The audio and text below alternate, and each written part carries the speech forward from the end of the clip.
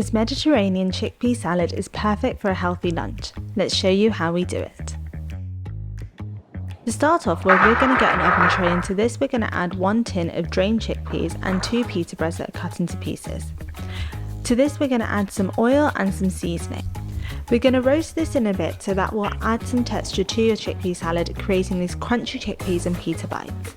So for the seasoning we've added some salt and pepper. To add some heat we've added some cayenne pepper, and we finished it off with a bit of oregano.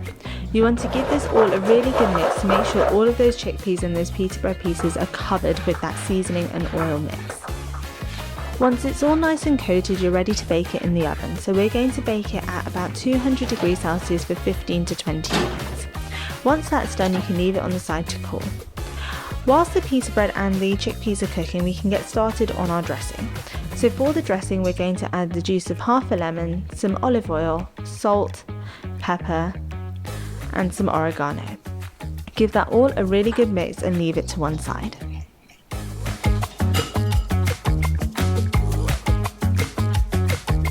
We're now ready to start on our salad. So we're going to add 1 tin of drained chickpeas to a large bowl, followed by some tomatoes and cucumber and 1 pepper.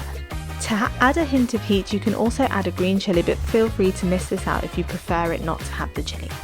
Add the dressing that you made earlier and give that all a really good mix. At this point, the pita bread and the chickpeas should be done, so you can arrange this on a plate and top it off with your chickpea salad. We've separated the pita and the chickpeas, and we're going to top our salad off with some feta cheese and some of those crunchy chickpeas. And there you have it, our tasty Mediterranean chickpea salad with the perfect extra crunch.